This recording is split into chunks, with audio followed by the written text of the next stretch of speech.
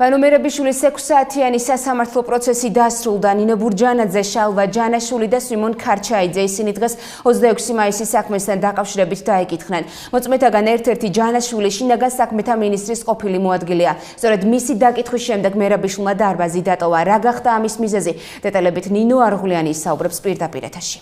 სასამართლოს დღის წესრიგის შეცვლის მიზეზი ვანო მერაბიშვილის საქალაქო სასამართლოს დატოვება გახდა ისე რომ მოსამართლეს ამის შესახებ ინფორმაცია არ ქონია. ხათუნა ხარჩილავამ ჟურნალისტებს და სასამართლო დარბაზში დამსწრეებს განუმარტა რომ მას არ ქონდა ვანო მერაბიშვილის წასვლის შესახებ ინფორმაცია. საბადრაგო სამსახურიდან გამოითხოვა ეს ინფორმაცია და მან შეიტყო რომ ვანო მერაბიშვილის წასვლის მიზეზი მისი ჯანმრთელობის მდგომარეობა გახდა. მოსამართლემ ეს მიზეზი არ ჩათვალა საკმარისად და სასამართლო დარბაზში გამოაცხადა რომ დღეს პროცესი დასრულებულია.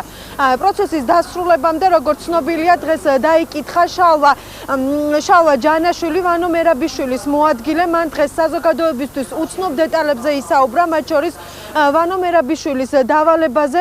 ის ამბობს რომ მაშინ მინისტრ ვანო მერაბიშვილისგან მიიღო დავალება რომ რაც შეიძლება მეტი ადამიანის დაკავება უნდა მომხდარიყო იმისთვის რომ მომიტინგეები რუსთაველის გამზირზე აღარ მიბრუნებულიყვნენ და 26 მაისს აღლუმისთვის რუსთაველის გამზირი თავისუფალი ყოფილიყო. რამე გააფუჭეთ თქვენ რამ დანაშაული ჩაიდინეთ? დაშლის დროს თქვენ უშუალოდ. ხა მე რა ვიცი ხა თუ რაღაცას გამოგეთავთ აქ მზათავარ მე. არა, მაგითო გეკითხებით რა, მე თქვენ რასაც ყვებით, მე ვერ დავინახე ვერაფერი და თქვენ ხედავთ თქვენ საქციელში რაიმე დანაშაულების მოქმედებას. ალბათ ეხლა თქვენ რას ხედავთ, ის მითხარით, პროკურატურა რას ხედავს? არა ხარ. დაკავების დროს მინისტრს ხომ არ უთქვი ამ ბრძანების გაცემის დროს დაკავებისას გამოიყენეთ გადამეტებული ძალა და მომიტინგეები დაასახელეთ. არ უთქვი. ხომ არ ყოფილა პირიქით ისე დავალება რომ მაქსიმალურად შეეცადეთ ისე დააკავოთ ის ადამიანი ვის დაკავებას წაპირებთ რომ არ დაშავდეს და არ დაზიანდეს ზედმეტად. უბრალოდ იყო რომ უნდა განახორციელო გიას უცხოეუნებოდა რომ მაქსიმალურად მეტი რაოდენობის მომიტინგეები უნდა დააკავო. არ ყოფილა ან ესე დაკონკრეტება რაღაც სათავე რაღაცები. აფსიდით არც არა. მარტივი ფრაზა იყო ნახონდა. გეგმა რომელიც შედგა და ხელი გაქვთ მოწერილი თქვენს მინისტრს და ლორკიპაინდეს. ვინ შეადგინა ეს გეგმა? შტაბში შედგა შტაბი ეკეთებდა მასწავლებელი. მინისტრი თვითონ ხო არ ხაზავდა ესეთ გეგმებს? არა. მას არ ქონდა ხო შესაბამისი ცოდნა და არც იყო ვალდებული თვითონ გაეკეთებინა. თქვენ ამის რევიზიას თუ ახდენდით ამ გეგმის შემდგომ?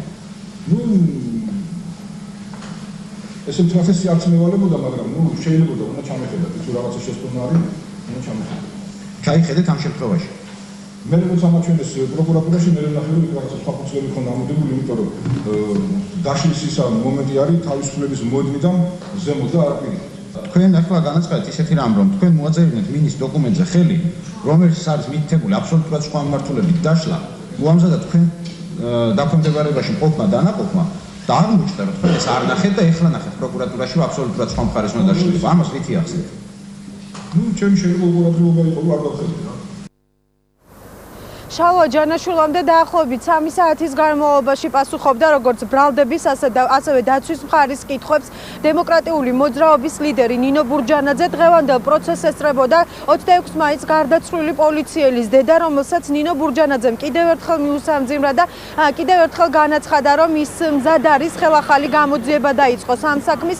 ნინო ბურჯანაძემ დღევანდელ პროცესში აღნიშნა, რომ ვანო მერაბიშვილი არის ერთ-ერთი დამნაშავე, მთავარი დამნაშავე კი არის ყოფილი პრეზიდენტი მიხეილ სააკაშვილი და ის მზად არის მისცეს მიხეილ სააკაშვილის წინააღმდეგ ჩვენება. მან გარდა 26 მაისის დეტალებისა ისაუბრა ასევე 2007 წლის 7 ნოემბრის აქციის დაშლაზე და ასევე ისაუბრა 2008 წლის აგვისტოს მოვლენებზე.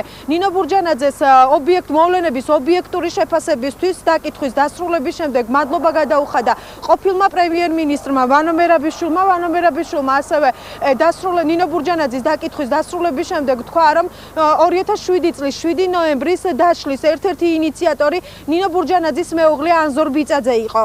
ყველა იმ დანაშაულებებში, რომელზეც დღეს იყო საუბარი, ერთ-ერთი მთავარი დამნაშავე და უმთავრესი დამნაშავე არის მიხეილ სააკაშვილი და მე აუცილებლად მომიწევს ამ სასამართლოში მოწმის სახით სააკაშვილის წინააღმდეგ ჩვენების მიცემა, როდესაც სააკაშვილი იჯდება განსასჯელის გამზე. ამას თუ არ გააკეთებს ეს ხელისუფლება, გააკეთებს სხვა ხელისუფლება, რომელიც შემდეგ მოვა დემოკრატიულად ხალხის მიერ არჩეული სამართლიანი და ობიექტური გამოძიების. ვინაიდან დღეს ერთ-ერთი მთავარი მოწმე ნინო ბურჯანაძე იკითხებოდა დღევანდელი სასამართლოსთან დაკავშირებით ინტერესი საკმაოდ დიდი იყო. აქ იმყოფებოდნენ როგორც დემოკრატიული მოძრაობის მხარდამჭერები, ასევე ნაციონალური მოძრაობის ლიდერები თითქმის სრული შემადგენლობით. აქ იმყოფებოდა დედაქალაქის უფლებაშეჩერებული მერი, რომელმაც ჟურნალისტებს კიდევ ერთხელ განუცხადა, რომ ვანო მერაბიშვილის წინააღმდეგ მიმდინარეობს პოლიტიკური ანგარიშწორება. მას ერთადერთი არგუმენტი ჰქონდა გასამართლებელი, რომ თუ ეს შესაძლებელია უკრაინაში და დასაშვებია ეს უკრაინაში, მაშინ რატომ არ არის ეს დასაშვები და შესაძლებელი საქართველოში. მე მას მინდა უპასუხო, რომ უკრაინელი ხალხი იბრძვის დამოუკიდებლობისთვის, რუსეთის ორბიტიდან გასვლისთვის, ევროპული მომავლისთვის და თავისუფლებისთვის. და დიახაც ეს შესაძლებელი და დასაშვებია. ის და მისი ვაჟი ღიად ოცნებობდნენ გრუს სპეცნაზის შემოსვლაზე. და სწორედ ასეთ პირობებში, რა თქმა უნდა, არ არის ეს ყველაფერი დასაშვები და სახელმწიფო მოქმედებს სწორად, როდესაც ასეთი რამის ალაგვას ახორციელებს. დღეს სულ 5 მოწმე უნდა დაკითხულიყო, თუმცა როგორც მოისმინეთ, დაიკითხა მხოლოდ 2 მოწმე, შალვა ჯანაშვილი და ნინო ბურჯანაძე. შემდეგი სასამართლო პროცესი უკვე ჩაინიშნა 6 თებერვალს. პროცესი ისევ ბრალდების მოწმეების დაკითხვით გაგრძელდება. ვანო მერაბიშვილის სასამართლო პროცესის დეტალები ნინო არღულიანმა გაგვაცნო. სასამართლოს ხდომის დაწყებამდე დაპირისპირება მოხდა ნინო ბურჯანაძისა და ვანო მერაბიშვილის მხარდამჭერებს შორის. დაკავებულია ერთი ადამიანი. დემოკრატიული მოძრაობის ახალგაზრდული ფრთის წარმომადგენლები თავისუფალი ზონის მიერ ორგანიზებულმა აქციამ გააღიზიანა, რასაც სასამართლოს ეზოს შესასვლელთან ახალგაზრდებს შორის სიტყვიერი დაპირისპირება მოხდა. ამ დროისთვის ადგილზე სიმშვიდეა.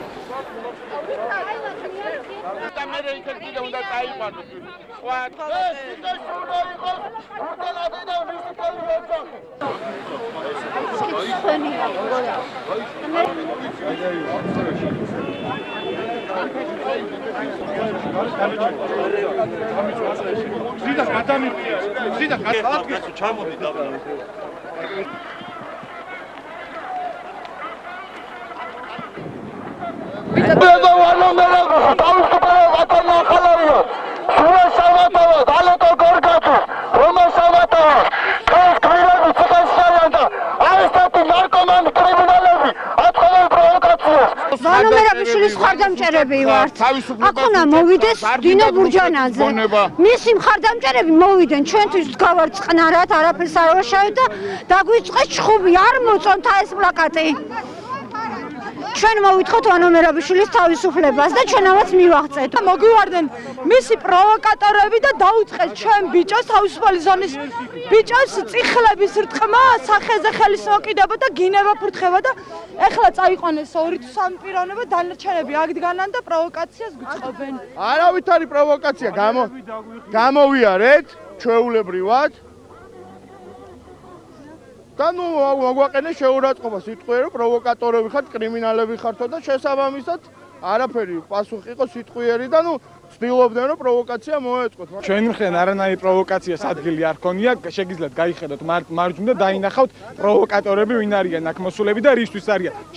შეხედოთ მათ ტრანსპარანტებს, აი ეს ხალხი არის, რომ ვინ ადამიანის მხარდამჭერები არიან, რომელზეც გავრცელდა რამოდენიმე დღის წინ ვიდეოები, როდესაც ადამიანი უკვეთავს 2 ქართველი მოქალაქის გვამს.